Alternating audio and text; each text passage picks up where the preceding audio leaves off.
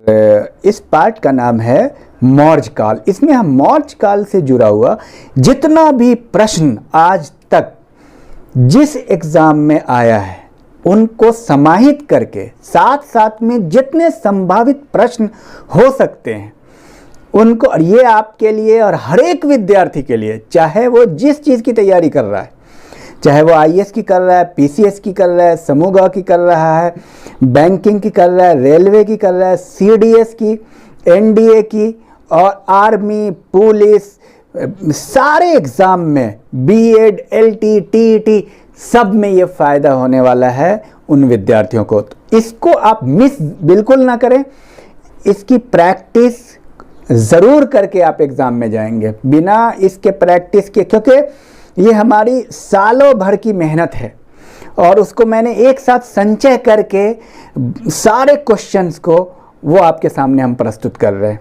तो बहरहाल आपके लिए हम शुरू करते हैं और बीच में हमको कई बार बताना पड़ता है कि एग्ज़ाम में पूछा गया। वैसे मोस्टली सारे जो क्वेश्चंस हैं उसमें 75% पूछे हुए हैं, 25% प्रोबेबल है, संभावित प्रश्न है। मैं आपको ये बताऊं, जो 250-300 प्रश्न होंगे, लेकिन बीच में कुछ में बताना पड़ता है कि ये क्वेश्चन आईएएस में आया है, ये क्वेश्चन एसएससी में आया है, ये एनडीए में आया, सीडीएस में आया, क्योंकि ये बोलने की ज़रूरत तो नहीं है, लेकिन कई बार विद्यार्थी समझ नहीं पाते। वो समझते हैं कि बस शुरू वाला वो भूल जाते हैं कि ये सारे संभावित प्रश्न हैं और इन पर आप ज़रूर ध्यान दीजिए। तो चलिए हम शुरू करते हैं कि मौर्य काल, ये चैप्टर का नाम है मौर्य काल। पीछे हमने सारे 4 चैप्टर कर लिया था और मौर्य काल में सारे प्रश्नों को देखेंगे। तो मौर्य काल जो है, थोड़ा परिचय देख ले, 322 ईस्वी पूर्व से 185 ईस्वी पूर्व तक के काल को मौर्य काल कहते हैं। तो मौर्य काल से हम क्वेश्चन उठाते हैं कि अशोक ने अपने सभी अभिलेखों में एकरूपता से किस प्राकृत का प्रयोग किया, यानी प्राकृत के किस भाषा का प्रयोग किया? तो उन्होंने मागधी का प्रयोग किया था और हम बता दिए एसएससी का आया हुआ प्रश्न है। तो मागधी का एकरूपता से, यूनिफॉर्मिटी से उन्होंने प्रयोग किया था अशोक ने। और अशोक की वो पत्नी कौन थी जिसने उनको प्रभावित किया था? ये क्वेश्चन भी एसएससी में आया। कारुवाकी, कारुवाकी नाम है। और निम्नलिखित में से वो व्यक्ति कौन है जिसका नाम देवान प्रियदर्शी, यानी देवनाम प्रियदर्शी था? क्लियर है? मौर्य सम्राट अशोक। आपको बता दें ये कहाँ पूछा गया है। उत्तराखंड पीसीएस 2011 में पूछा गया है, एसएससी 2003 में पूछा गया है और ये मैंने देखा है अपने 10 साल के अनुभव से, लगभग सैकड़ों एग्जाम में पूछा हुआ है। नेक्स्ट, कलिंग विजय के उपरांत अशोक महान ने किस धर्म को अंगीकार कर लिया? बौद्ध धर्म। तो कलिंग विजय के बाद अशोक ने बौद्ध धर्म अपनाया। आप जानते हैं जब कलिंग विजय हुआ था, कलिंग में जब अशोक ने कलिंग की लड़ाई लड़ी थी तो 1 लाख लोगों को कत्ल किया था और 2 लाख जख्मी भी हो गए थे। तो वो उसके बाद उनका मन बदल गया और बौद्ध धर्म को स्वीकार कर लिए। तो वो था बौद्ध धर्म। अशोक पहले हिंदू धर्म में था। और प्राचीनतम राजवंश निम्नलिखित में से कौन है? ये सवाल है और ये सारे सवाल पूछे गए हैं, अब बार बार बताने की ज़रूरत नहीं है। प्राचीनतम राजवंश कौन सा है? और क्वेश्चन आप देखिए, मौर्य, गुप्त, कुषाण, कण्व। तो इसका सही उत्तर है मौर्य, क्योंकि मौर्य के बाद आता है शुंग, उसके बाद कण्व। आपको मैं थोड़ा क्रम बताता हूं। हड़यक, शिशुनाग, नंद, मौर्य, शुंग, कण्व। और बाकी उसके बाद आता है गुप्त वगैरह, कुषाण। हड़यक, शिशुनाग, नंद, मौर्य। नंद के बाद आया मौर्य, घनानंद के बाद चंद्रगुप्त मौर्य अंतिम बादशाह था, सिकंदर के समानांतर। नंद के बाद गुप्त, नंद के बाद मौर्य, उसके बाद शुंग, कन। तो गुप्त और कुषाण ये सब और बाद में आए हैं, तो सही उत्तर होगा मौर्य। इस तरह का प्रश्न पहले भी हमने कहा है कि आता है, क्रम याद करना है, ज़रूर आता है। ये क्वेश्चन एसएससी 2000 और यही एसएससी में नहीं, आईएएस पीसीएस में भी पूछे गए हैं। तो बहरहाल चंद्रगुप्त के शासन विस्तार में किसने मुख्य रूप से मदद की? चाणक्य, सही उत्तर है चाणक्य। सांची किस कला और मूर्ति कला का निरूपण करता है? बौद्ध, आया हुआ क्वेश्चन है, बौद्ध मूर्ति कला का। कौटिल्य ऑब्लिक चाणक्य किसका प्रधानमंत्री था? इसका देखिए ऑप्शन है चंद्रगुप्त द्वितीय, चंद्रगुप्त मौर्य, अशोक, अजातशत्रु। तो कौटिल्य किसका था? चंद्रगुप्त मौर्य का। कहाँ आया है बता दें? यूपीपीसीएस 2002 में आया है, आरआरबी मुंबई में आया है, सीसी और कमांडेंट के एग्ज़ाम में 2005 में आया, और डिफरेंट पीसीएस एग्ज़ाम में ये कंटिन्यू आते हैं, ग्रुप सी में आया है ये एग्ज़ाम में। तो बहरहाल, और बिंदुसार ने विद्रोहियों को कुचलने के लिए अशोक को कहाँ भेजा था? ऑप्शन देता हूँ, स्वर्णगिरी, तक्षशिला, उज्जैन, वैशाली। सही उत्तर है तक्षशिला। अशोक को तक्षशिला भेजा था उसके पिता बिंदुसार ने। वो शासक कौन था जिसने राज सिंहासन पर बैठने के लिए अपने बड़े भाई सुसीम की हत्या की थी? सुसीम की हत्या करने के बाद वो शासक बना अशोक। इसमें ऑप्शन की जरूरत नहीं है, और ये सब पूछे हुए प्रश्न हैं। अब हम बताएंगे नहीं कि कहाँ कहाँ पूछा है, क्योंकि इसमें समय बहुत ज़्यादा लगता है। हाँ, मोटिवेशन के लिए बीच में एक आध बोल दिया जाएगा। चलिए, चाणक्य का अन्य नाम क्या था? ऑप्शन देता हूं, भट्ट स्वामी, विष्णुगुप्त, राजशेखर, विशाखादत्त। विष्णुगुप्त। नेक्स्ट क्वेश्चन है, किसकी तुलना मैकियावेलिस के प्रिंस से की जाती है?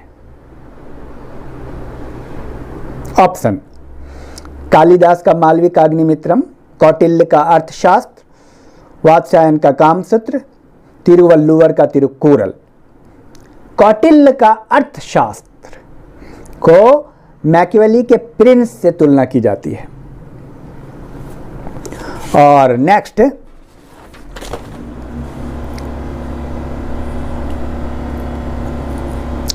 अशोक के शिलालेखों में प्रयुक्त भाषा क्या थी?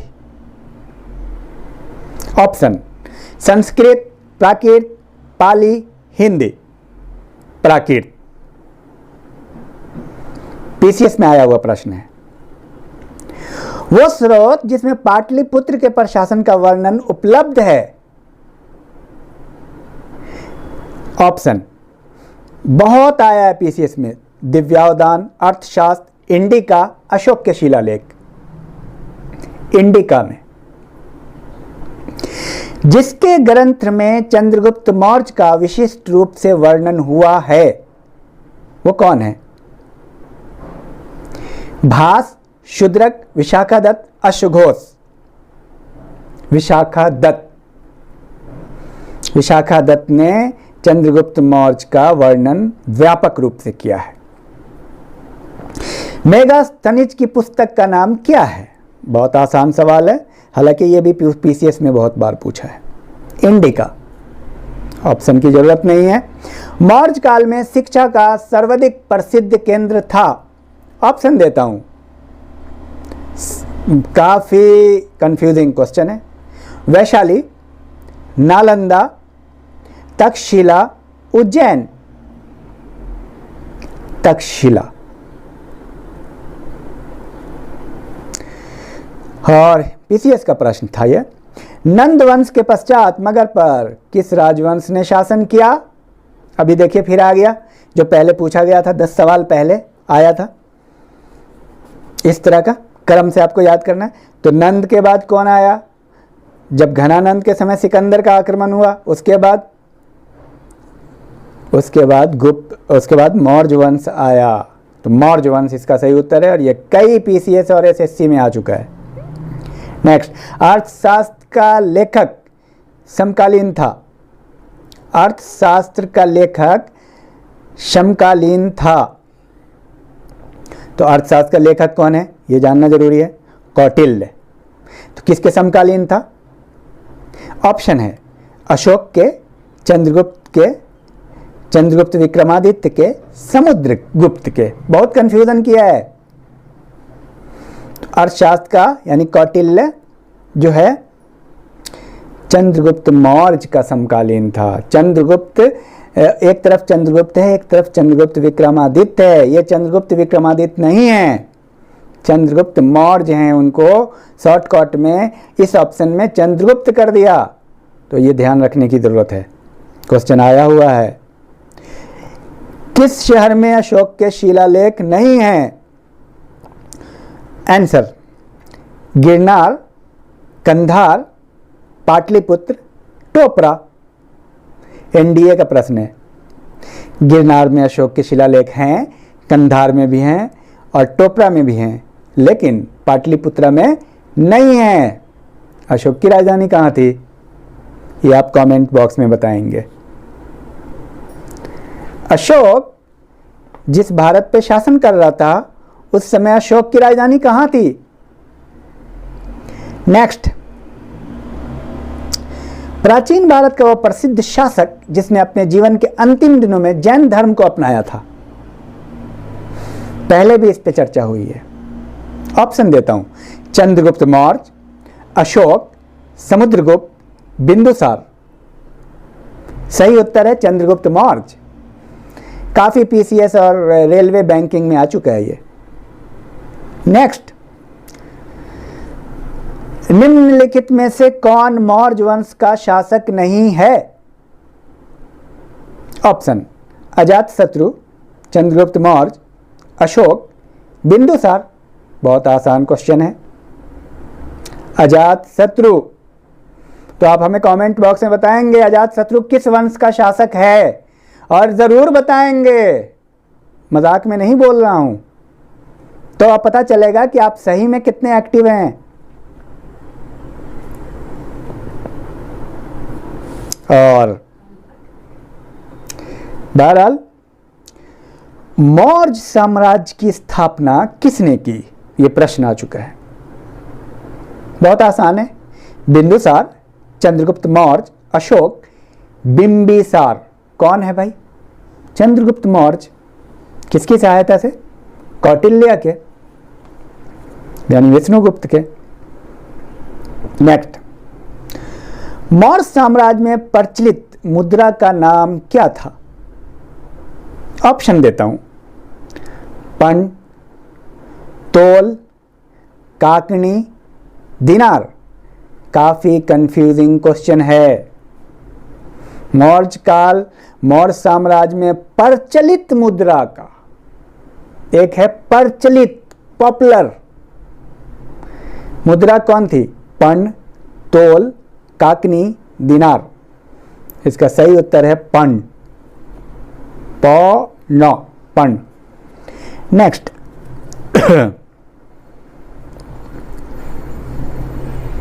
अशोक का उत्तराधिकारी कौन था? ऑप्शन, कुणाल, बिंदुसार, राहुल। इनमें से कोई नहीं। क्वेश्चन आ चुका है। इसका सही उत्तर है कुणाल।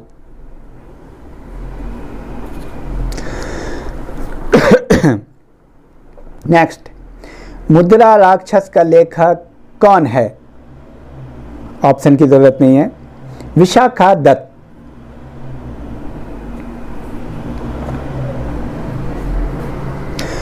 विशाखा दत्त के प्राचीन भारतीय नाटक मुद्रा राक्षस की विषय वस्तु क्या है?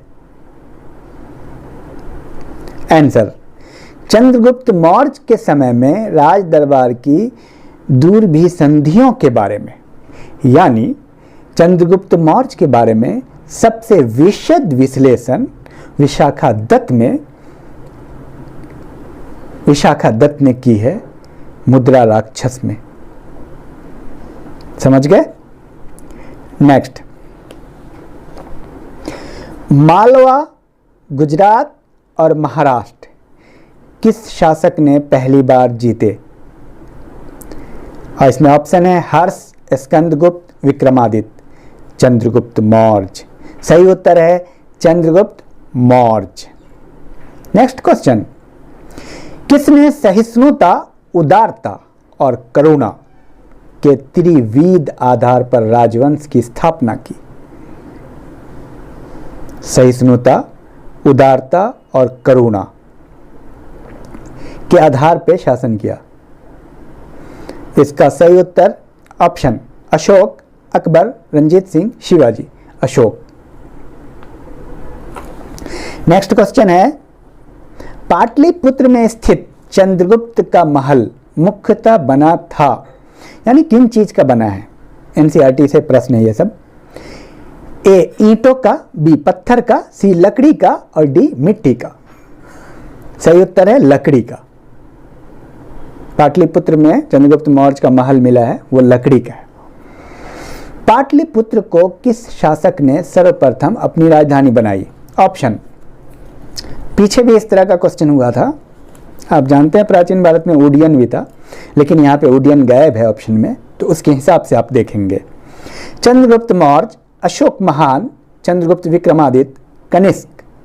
सही उत्तर है चंद्रगुप्त मौर्य। ये सब पीसीएस के सवाल हैं। नेक्स्ट, निम्न में से कौन सा क्षेत्र अशोक के साम्राज्य में सम्मिलित नहीं था? अफगानिस्तान, बिहार, श्रीलंका, कलिंग। श्रीलंका नहीं था।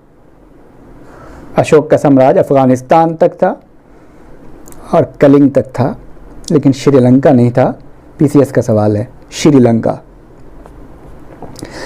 किस मौर्य राजा ने दक्कन की विजय प्राप्त की थी? दक्कन की विजय प्राप्त, और ऑप्शन देखिए, अशोक, चंद्रगुप्त, बिंदुसार, कुणाल। सही उत्तर है चंद्रगुप्त। पीसीएस का प्रश्न है। मेगास्थनीज ने भारतीय समाज को कितनी श्रेणियों में विभाजित किया? ऑप्शन देता हूं, बहुत इंटरेस्टिंग सवाल है। आईएएस, पीसीएस हर जगह ये प्रश्न आते हैं। मेगास्थनीज ने भारतीय समाज को कितनी श्रेणियों में विभाजित किया? ए 4, 5, 6, 7। सही उत्तर है 7। ये क्वेश्चन हर जगह पूछता है। मेगास्थनीज ने भारतीय समाज का विश्लेषण किया और 7 वर्गों में विभाजित किया। उस समय लोग 7 हिस्सों में, 7 वर्गों में विभाजित थे। किस अभिलेख से यह साबित होता है कि चंद्रगुप्त का प्रभाव पश्चिम भारत तक फैला हुआ था? ऑप्शन, कलिंग अभिलेख, अशोक का गिरनार अभिलेख, अशोक का सोपारा अभिलेख, रुद्रदमन का जूनागढ़ अभिलेख। सही उत्तर है रुद्रदमन का जूनागढ़ अभिलेख से यह साबित होता है कि चंद्रगुप्त का प्रभाव पश्चिम भारत तक फैला हुआ था। केवल वो स्तंभ जिसमें अशोक ने स्वयं को मगध का सम्राट बताया। ऑप्शन, मास्की, रुम्मिनदेई स्तंभ, क्वीन स्तंभ, भाबरू। सही उत्तर है भाबरू स्तंभ, जिसमें अशोक ने स्वयं को मगध का सम्राट बताया। ये सारे पीसीएस में आया प्रश्न है। कौटिल्य के अर्थशास्त्र में किस पहलू पर प्रकाश डाला गया है? बहुत महत्वपूर्ण प्रश्न है। कौटिल्य के अर्थशास्त्र में किस पहलू पर प्रकाश डाला गया है? ऑप्शन, क्योंकि पीसीएस का प्रश्न है, आर्थिक जीवन, राजनीतिक नीतियां, धार्मिक जीवन, सामाजिक जीवन। सही उत्तर राजनीतिक नीतियां। प्रथम भारतीय साम्राज्य स्थापित किया गया? प्रथम भारतीय साम्राज्य स्थापित किया गया, ऑप्शन हर्ष द्वारा, कनिष्क द्वारा, समुद्रगुप्त द्वारा, चंद्रगुप्त मौर्य द्वारा। उत्तर सही है, चंद्रगुप्त मौर्य द्वारा। यूपीपीसीएस 2002 का प्रश्न है। उत्तरांचल में अशोक का एक शिलालेख स्थित है, कहां? ऋषिकेश में, देवप्रयाग में, कालसी में, केदारनाथ में। आप समझ गए होंगे, बताना पड़ेगा। कालसी पूछा हुआ प्रश्न है, उत्तराखंड पीसीएस 2005 का, और हमने इसको हल किया था। उत्तराखंड पीसीएस 2005 का ये प्रश्न है। सांची का स्तूप किसने बनाया? चंद्रगुप्त मौर्य ने, चंद्रगुप्त विक्रमादित्य ने, गौतम बुद्ध ने, अशोक ने। सही उत्तर अशोक। ये भी पीसीएस का प्रश्न है। बराबर गया जिला में है, बराबर की गुफाओं का उपयोग किसने आश्रय गृह के रूप में किया? ऑप्शन तांत्रिकों ने, जैनों ने, थारुओं ने, आजीविकों ने। सही उत्तर है आजीविकों ने, आजीविकों। और सुमेलित करना है, ये क्वेश्चन यूपीपीसीएस का है कि इन लोगों का दूसरा नाम क्या क्या है, उनके नामों से सुमेलित करना। चंद्रगुप्त मौर्य को सेंड्रोकोटस कहा विदेशी विज्ञान में, सेंड्रोकोटस। बिंदुसार को अमित्रघात, अशोक को प्रियदर्शी, चाणक्य को विष्णुगुप्त। ये महत्वपूर्ण था। अशोक के शिलालेख को पढ़ने वाला प्रथम अंग्रेज कौन था? Option John tower, James Prinsep, Charles Metcalfe, Harry Smith. सही उत्तर जेम्स प्रिंसेप। सारे पीसीएस में पूछा हुआ प्रश्न है, बताने आईएएस में भी, पीसीएस में भी, ऑल करीब करीब। और नेक्स्ट, अशोक के व्यक्तिगत नाम, इनमें से अशोक के व्यक्तिगत नाम, अशोक का उल्लेख किस में मिलता है? ए कालसी, रुमिनदेई, कलिंग, मास्की। सही उत्तर है मास्की। अशोक के जो शिलालेख रॉक एडिक्ट्स संगम राज्य के बारे में हमें बताते हैं, उनमें शामिल है संगम राज्य, दक्षिण भारत में, तमिलनाडु के पास, तमिलनाडु का हिस्सा ही है। अशोक के जो शिलालेख संगम राज्य के बारे में हमें बताते हैं, वो कौन है? ए पहला 10वां, बी पहला 11वां, दूसरा 13वां, दूसरा 14वां। यूपीएससी यानी आईएएस का सवाल है ये, 1998 में पूछा हुआ है। बताइए। तो अशोक के उन शिलालेख का नाम जिसका संगम राज्य से ताल्लुक है, वो दूसरा और 13वां है। दूसरा शिलालेख और 13वां शिलालेख। चंद्रगुप्त मौर्य ने सेल्यूकस को कब पराजित किया?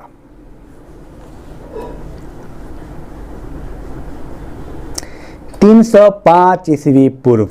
ऑप्शन की जरूरत नहीं है, याद करना है। कलिंग युद्ध की विजय तथा क्षत्रियों का वर्णन अशोक के किस शिलालेख में है? ऑप्शन देता हूं, शिलालेख 1, शिलालेख 2, शिलालेख 12, शिलालेख 13। सही उत्तर है शिलालेख 13। डिफरेंट पीसीएस और डिफरेंट एग्जाम में कई बार आ चुका है। शिलालेख 13 में कलिंग युद्ध और क्षत्रियों का वर्णन किया गया है। नेक्स्ट, मौर्य नरेश के बारे में निम्न में से कौन सा कथन सही है, बताइए। तो मौर्य जो मौर्य नरेश के बारे में आमतौर पे सही कथन को चुनना है। संस्कृति, कला और साहित्य का संरक्षण किया इन लोगों ने, प्रांत का विभाजन भी किया और हिंदू कुश तक इनका साम्राज्य था। यह महत्वपूर्ण है। किस ग्रंथ में चंद्रगुप्त मौर्य के लिए विरसल का मतलब निम्न कुल शब्द का प्रयोग किया गया है? ऑप्शन ब्राह्मण साहित्य, जैन साहित्य, मुद्रा राक्षस, बौद्ध ग्रंथ। मुद्रा राक्षस सही उत्तर है। मुद्रा राक्षस में चंद्रगुप्त मौर्य को विरसल कहा गया, यानी निम्न कुल का, और ऐसा इतिहास से पता चलता है कि निम्न कुल के थे। अशोक ने 261 ईस्वी पूर्व में कलिंग को जीतने के बाद क्या किया? अपने राज्य की सीमा बढ़ाई। ऑप्शन विश्व विजय के लिए निकल पड़ा, भारी रक्तपात देखकर युद्ध की नीति को सदा के लिए त्याग दिया, धम्म अपनाया। यही ऑप्शन है, भारी रक्तपात को देख करके युद्ध की नीति को सदा के लिए छोड़ दिया, त्याग दिया। और किस जैन ग्रंथ में चंद्रगुप्त मौर्य के जैन धर्म अपनाने का उल्लेख मिलता है? ऑप्शन पूर्व, परिशिष्ट पर्वन, अंग, उपांग। तो इसका उत्तर है परिशिष्ट पर्वन। परिशिष्ट पर्वन में चंद्रगुप्त मौर्य के जैन धर्म ग्रहण करने का उल्लेख मिलता है। किस महीने से मौर्यों का राजकोषीय वर्ष फिस्कल ईयर आरंभ होता है? आसार, यानी जुलाई से आसार। मौर्य काल में गुप्तचरों को क्या कहा जाता था? ऑप्शन गूढ़ पुरुष, गुप्तचर, संस्था, खोजी। गूढ़ पुरुष, बहुत बार आ चुका है यह प्रश्न। किसने पाटलिपुत्र को पोलिब्रोथा कहा? Palibothra. Option Arrian, Plutarch, Strabo, Megasthenes. सही उत्तर मेगास्थनीज ने पोलिब्रोथा कहा पाटलिपुत्रा को। श्रीनगर की स्थापना किस मौर्य शासक ने की? अशोक। और निम्नलिखित वाक्यों में से कौन सा एक वाक्य अशोक के प्रस्तर स्तंभों के बारे में गलत है? तो सही को चुनना है। गलत है, ये देखते हैं। इन पर बढ़िया पॉलिश है, बिल्कुल सही है। ये अखंड है, ये भी सही है। स्तंभों का शैफ्ट शुंडाकार है, ये भी सही है। और डी, ये स्थापत्य संरचना के भाग हैं, ये गलत है। आईएएस 1997 का प्रश्न है, इस पे विश्लेषण करने की जरूरत है। एनसीईआरटी से प्रश्न है। अशोक का अभिलेख भारतीय उपमहाद्वीप के बाहर भी पाया जाता है। किस देश में, निम्नलिखित में से किस देश में पाया गया है? आंसर ऑप्शन देखिए, नेपाल, बर्मा, चीन, अफगानिस्तान। अफगानिस्तान। अशोक के काल में कौन सी लिपि दक्षिण भारत में परिवर्तित हुई थी? ब्राह्मी। अशोक के बारे में जानने के लिए सबसे महत्वपूर्ण स्रोत क्या है? शिलालेख। और अशोक के अधिकांश अभिलेख किस भाषा और लिपि में हैं? प्राकृत भाषा और ब्राह्मी लिपि। प्राकृत भाषा और ब्राह्मी लिपि। निम्नलिखित में से कौन सा राजा प्रायः जनता के संपर्क में रहता था? ऑप्शन देता हूं, चंद्रगुप्त मौर्य, अशोक, चंद्रगुप्त विक्रमादित्य, बिंदुसार। सही उत्तर है अशोक। काफ़ी पीसीएस में आ चुका है, जेएनके, पीसीएस और करीब करीब बहुत सारे। तो सबसे ज़्यादा जनता के संपर्क में रहने वाला राजा अशोक। प्रसिद्ध यूनानी राजदूत मेगास्थनीज भारत में किसके दरबार में आए थे? ऑप्शन अशोक, हर्षवर्धन, चंद्रगुप्त मौर्य, हेमू। चंद्रगुप्त मौर्य। और अब यह है कि समय इसमें लगेगा कुछ, लेकिन इसको कंप्लीट करना है पूरे चैप्टर को। अशोक का समकालीन तुर्मय कहाँ का राजा था? तुर्मय। मैं आपको ऑप्शन देता हूं, सीरिया, मिसिडोनिया, मिस्र, कोई नहीं, मिस्र का। कई बार आ चुका है पीसीएस में। तुर्मय मिस्र का राजा था, अशोक का समकालीन। अर्थशास्त्र में उल्लेखित सप्तांग में शामिल थे। सप्तांग, सप्तांग में कौन कौन शामिल थे? राजा, क्षेत्र, प्रशासन और कोष। ये एनडीए 2010 का प्रश्न है। और बिंदुसार की मृत्यु के समय अशोक एक प्रांत का गवर्नर था। इस प्रांत की पहचान करें। तो मैं ऑप्शन देता हूं, तोसली, स्वर्णागिरी, तक्षशिला, उज्जैन। उज्जैन। जब बिंदुसार की मृत्यु हुई और अशोक को राजा बनना था, तो उस समय अशोक उज्जैन का गवर्नर था। नेक्स्ट, अशोक द्वारा कलिंग पर चढ़ाई की जानकारी के लिए कौन सबसे महत्वपूर्ण स्रोत है? पीछे भी वर्णन हो चुका है, आ चुका है। 13वां वृहत शिलालेख। कलिंग की बात 13वें शिलालेख में। नेक्स्ट, निम्नलिखित में से कौन अवरोही क्रम में जिला स्तर के अधिकारियों का नाम है? अवरोही क्रम में जिला स्तर के, तो प्रादेशिक, रज्जुक और युक्तक। यह अवरोही क्रम में है। प्रादेशिक, रज्जुक और युक्तक, इसको आप याद कर लेंगे, एनसीईआरटी से पूछे हुए सवाल हैं। अत्यंत पॉलिश किए गए एकाश्म अशोक स्तंभ जिस पांडुरंजित बालू काश्म के एकल टुकड़ों में तक्षित किए गए, उसे साधारणतः कहाँ की खादानों से निकाला गया था? सीडीएस 2013 का प्रश्न है। मिर्जापुर के समीप चुनार। मैं फिर से प्रश्न पूछता हूं, अत्यंत पॉलिश किए एकाश्म अशोक स्तंभ, मतलब सबसे ज्यादा पॉलिश किया हुआ एकाश्म अशोक स्तंभ जिस पांडुरंजित बालू काश्म के एकल टुकड़ों में तक्षित किए गए, उसे साधारणतः कहाँ के खादानों से निकाला गया? मिर्जापुर के समीप चुनार से। मौर्य काल में सीता से तात्पर्य? ऑप्शन, एक धार्मिक संप्रदाय, ऊसर भूमि, एक देवी, राजकीय भूमि से प्राप्त आय। सीता का मतलब राजकीय भूमि से प्राप्त आय, यही सही उत्तर है। पीसीएस में आया हुआ प्रश्न है। विष्टि क्या है? विष्टि बेगारी को कहते हैं। विष्टि का मतलब बेगारी, जैसे बेगारी नहीं खटता है आदमी, बिना काम का बेगारी। और नेक्स्ट क्वेश्चन, कहाँ से अशोक के द्विभाषाई ग्रीक और आरामाइक अभिलेख प्राप्त हुए हैं? उत्तर, शारे कुना कंधार, यही अफगानिस्तान में है जिसकी बात हुई थी, जो दूसरी कंट्री में मिलती है, जहाँ दो भाषा मिली है, ग्रीक और आरामाइक। वो मिली है जगह शारे कुना और कंधार में है।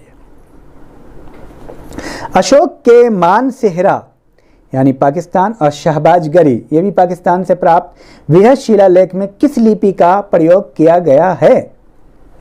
पीसीएस में आया प्रश्न है। तो ख्रोष्टी लिपि का प्रयोग किया गया। पश्चिम में लगभग जितने भी शिलालेख मिले हैं उसमें ख्रोष्टी लिपि का प्रयोग किया गया। तो मानसेहरा और शहबाजगरी जो पाकिस्तान में है उसमें अशोक के ख्रोष्टी लिपि का प्रयोग किया गया। ख्रोष्टी लिपि दाएं से बाएं लिखी जाती थी, ये भी प्रश्न आ चुका है आईएएस में। और ब्राह्मी लिपि बाएं से दाएं की तरफ लिखी जाती थी। बहुत सारी लिपियाँ थी अशोक के समय, ब्राह्मी लिपि, ख्रोष्टी लिपि, आरामाइक लिपि, ग्रीक, ये ध्यान में रखना है। अशोक ने श्रीलंका में बौद्ध धर्म के प्रचार हेतु किसे भेजा था? महेंद्र और संघमित्रा को। भारतीय लिखने की कला नहीं जानते, किसने कहा था?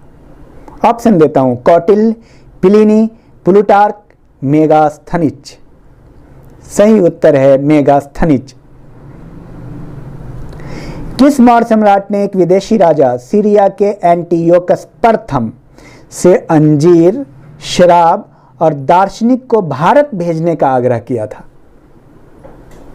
बिंदुसार में एंटियोकस प्रथम को कहा था कि अंजीर, शराब और दार्शनिक को भारत में भेजिए, बिंदुसार। और कौटिल्य द्वारा रचित अर्थशास्त्र कितने अधिकरणों में विभाजित है? कितने भागों में? अर्थशास्त्र 15, पीसीएस में आया हुआ सवाल है। कहां से प्राप्त अभिलेखों से मौर्य काल में अकाल, सूखा जैसी दैवी प्रकोप के समय राज्य द्वारा राहत कार्य किए जाने का विवरण मिलता है? मौर्य काल में राहत कार्य करने का विवरण मिलता काल में कहां से प्राप्त अभिलेख से? तो आपको डायरेक्ट ऑप्शन बताता हूं, महास्थान बांग्लादेश में है और सोहगौड़ा उत्तर प्रदेश, ये 2 स्थान से मिलता है। महास्थान बांग्लादेश, सोहगौड़ा उत्तर प्रदेश। क्या अकाल के समय राहत कार्य भी किया जाता था। मौर्य काल का सबसे अच्छा नमूना निम्न में से कौन है? स्तूप, स्तंभ, गुफा निर्माण, चैत्य। स्तंभ। नेक्स्ट क्वेश्चन, कौन सी घोषणा युद्ध और हिंसा के प्रति अशोक के आंतरिक दुख को स्पष्ट करता है? कौन सी घोषणा? गिरनार शिलालेख, मानसेहरा शिलालेख, 5वां वृहत शिलालेख, कलिंग का पृथक शिलालेख। सही उत्तर है कलिंग का शिलालेख। ये दर्शाता है कि अंदर से अशोक दुखी हो गया था। किस शिलालेख में अशोक ने घोषणा की है, सभी मनुष्य मेरे बच्चे हैं? पृथक कलिंग शिलालेख, वही कलिंग शिलालेख जहां से उनका हृदय परिवर्तन होता है। तो एक राजा के लिए या एक हुकूमत चलाने वाले के लिए जितने भी उनके शासन में होते हैं जनता, वो उनके बच्चे समान होना चाहिए, सबको एक दृष्टि से देखना चाहिए, और यही सही नीति है। नेक्स्ट, किस शिलालेख में अशोक की यह घोषणा अंकित है कि किसी भी समय, चाहे मैं खाता रहूं या रानी के साथ विश्राम करता रहूं या मैं अपने अंतशाला में रहूं, मैं जहां भी रहूं मेरे महामात्र मुझे सार्वजनिक कार्य के लिए संपर्क कर सकते हैं? अशोक ने कहाँ कहा था? 6ठे शिलालेख में। और बहुत सारे क्वेश्चन को मैं कवर कर रहा हूं, कोई भी क्वेश्चन आपका नहीं छूटेगा किसी भी एग्जाम का, और इसको अगर आप प्रैक्टिस कर लेंगे तो मैं उम्मीद करता हूं कहीं कोई एग्जाम नहीं छूटेगा। अभी क्वेश्चन बाकी है।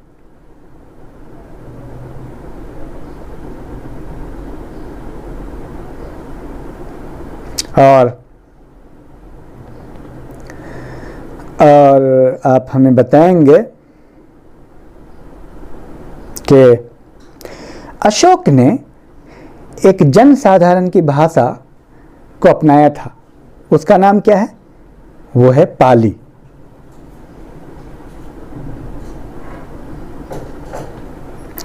अशोक ने बौद्ध धर्म अपने राज्याभिषेक के कैवें वर्ष ग्रहण किया? 8वें वर्ष से लेकर 10वें वर्ष तक।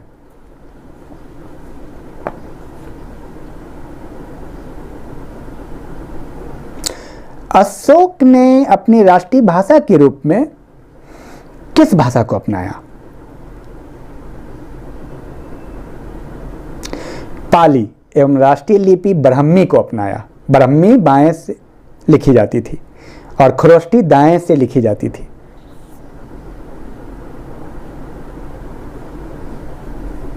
और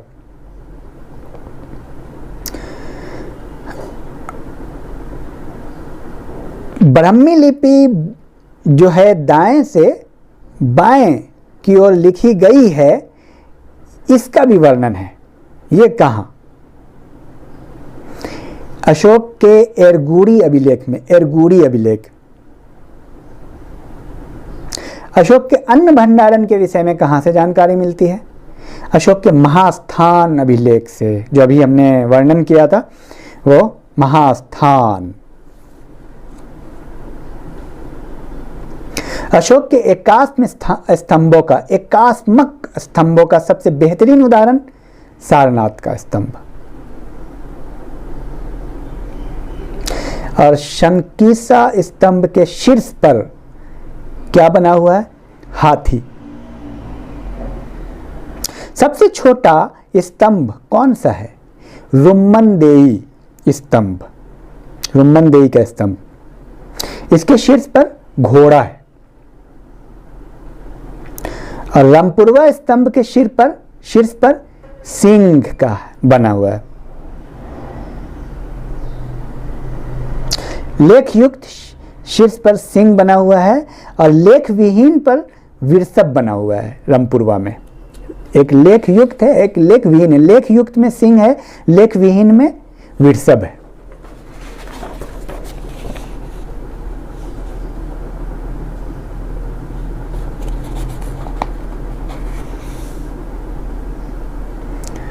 अशोक के शिलालेख को सर्वप्रथम जेम्स प्रिंसेप ने कब पढ़ा? 1937 में।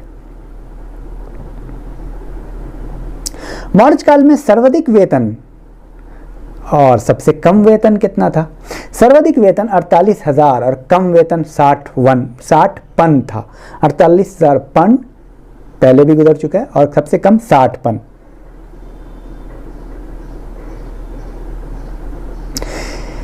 परवहन क्या था? परवहन एक प्रकार का सामूहिक समारोह था। कई बार प्रश्न आ चुके हैं ये।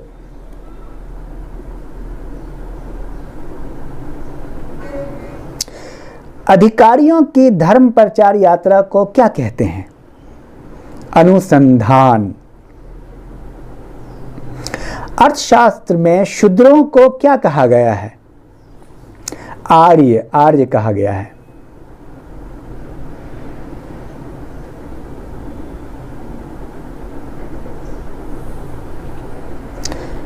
मौर्य साम्राज्य के पतन के उपरांत ब्राह्मण साम्राज्य का उद्भव होता है और वो कौन कौन से वंश थे? शुंग, कण्व, आंध्र, सातवाहन, वाकाटक। ये ध्यान में रखिए। मौर्य साम्राज्य के पतन के बाद ब्राह्मण साम्राज्य का उद्भव होता है। उनमें थे शुंग, कण्व, आंध्र, सातवाहन, वाकाटक। अशोक का नाम अशोक कहाँ मिलता है? गुर्जरा और मास्की अभिलेख में। शेष अभिलेख में अशोक का नाम क्या मिलता है? गुर्जरा और मास्की में अशोक का नाम अशोक मिलता है, तो शेष में क्या मिलता है? शेष में देव नाम प्रियदर्शी लिखा हुआ है। ऐसी स्त्रियां जो घर से बाहर नहीं निकलती, कौटिल्य ने क्या कहा? अनिष्कासिनी। पहली बार दासों को कृषि कार्य में कब लगाया गया? मौर्य काल में। उपधा परीक्षण क्या है? उपधा परीक्षण राजा मंत्रियों एवं पुरोहितों की नियुक्ति के पूर्व उसका चारित्रिक परीक्षण करते थे, उसको उपधा परीक्षण कहते हैं। राज्य के सप्तांग सिद्धांत किसने प्रतिपादित किया?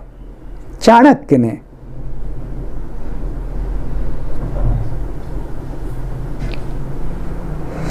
भारतीय यूनानी शासक मेनांडर ने बौद्ध धर्म एवं हेलियोडोरस ने भागवत धर्म स्वीकार किया था। यह बहुत महत्वपूर्ण है।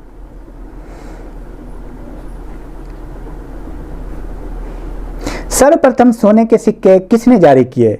भारतीय यूनानियों ने।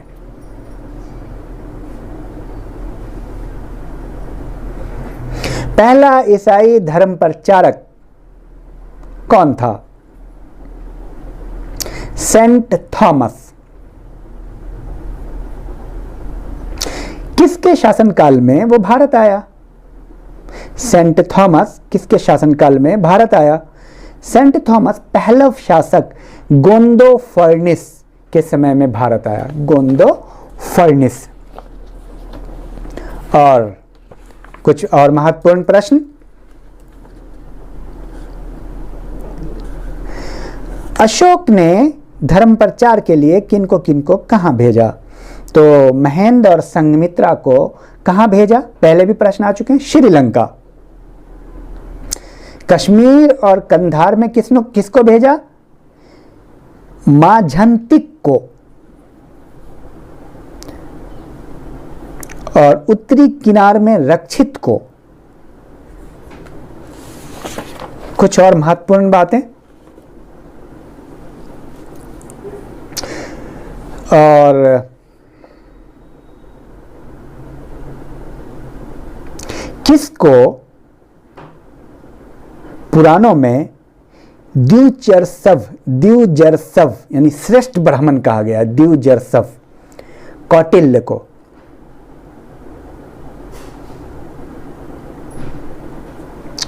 और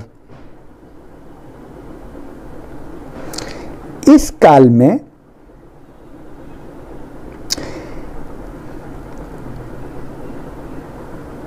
जो मौर्य साम्राज्य है, इसमें किस तरह की ईंटों का प्रयोग होता था मकान बनाने के लिए?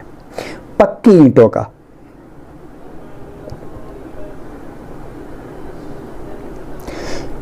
मेगास्थनीज ने किसे चौथी जाति के रूप में माना? शिल्पियों को।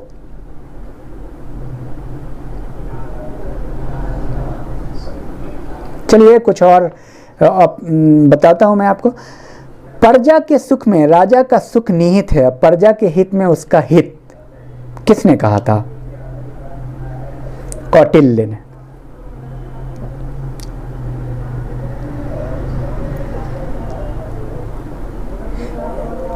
उदक माग मौर्य काल में वसूल किए जाने वाला किस प्रकार का कर था? उदक माग, सिंचाई कर।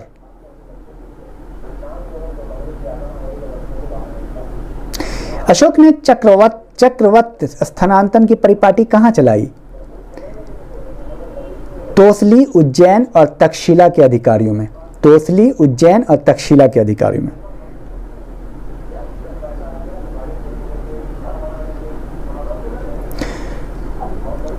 स्टेटमेंट है, जब राजा दरबार में बैठा हो तो उसे प्रजा से बाहर प्रतीक्षा नहीं करवानी चाहिए। किसने कहा? कौटिल्य ने।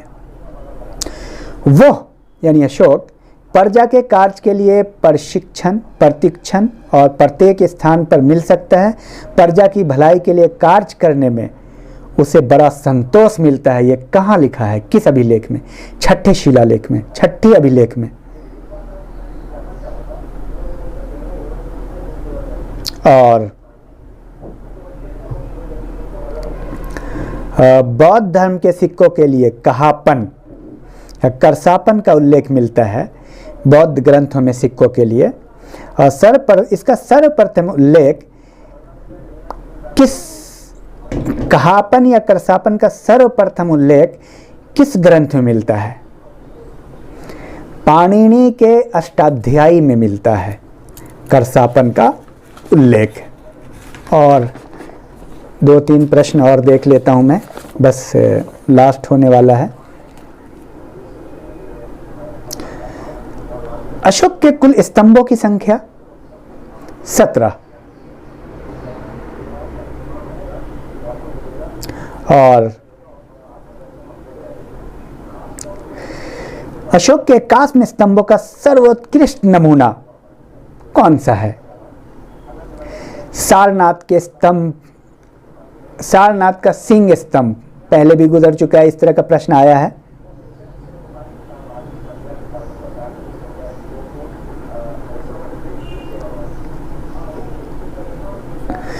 चंद्रगुप्त के राजप्रसाद का विशद वर्णन किन लोगों ने किया? एरियन ने किया, सूसा और एकबतना ने किया।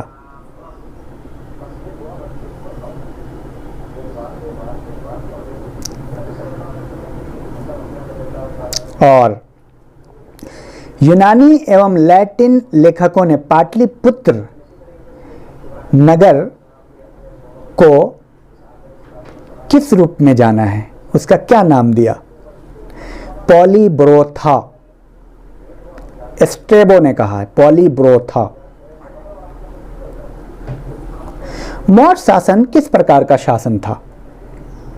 कल्याणकारी निरंकुशवाद, यानी तानाशाही तो थी, यानी राजा था लेकिन कल्याणकारी था।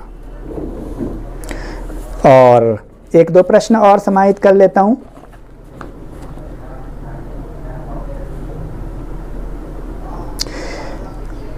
मौर्य वंश का अंतिम शासक कौन था? वृहदर्थ। और इसकी हत्या उसके ही सेनापति ने की थी। उस सेनापति का नाम क्या था? आखिरी सवाल। पुष्यमित्र शुंग।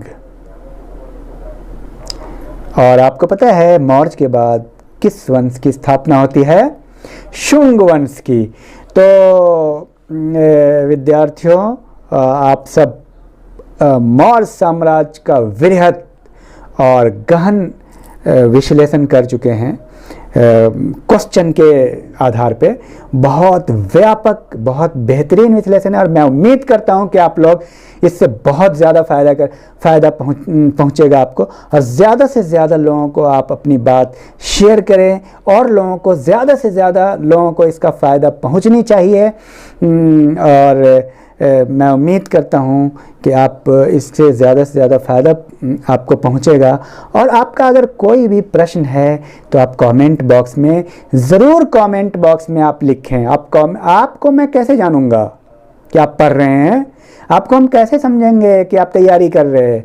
आप जब तक इंटरेक्ट नहीं करेंगे, आप कमेंट बॉक्स में लिखेंगे कि आपको अच्छा लगता है या आपने ये प्राप्त किया, आपने ये प्रैक्टिस किया। आप बताएंगे कि आपकी क्या कमियां हैं, आप उसमें लिखेंगे कि आपको और क्या नीड है। Thank you.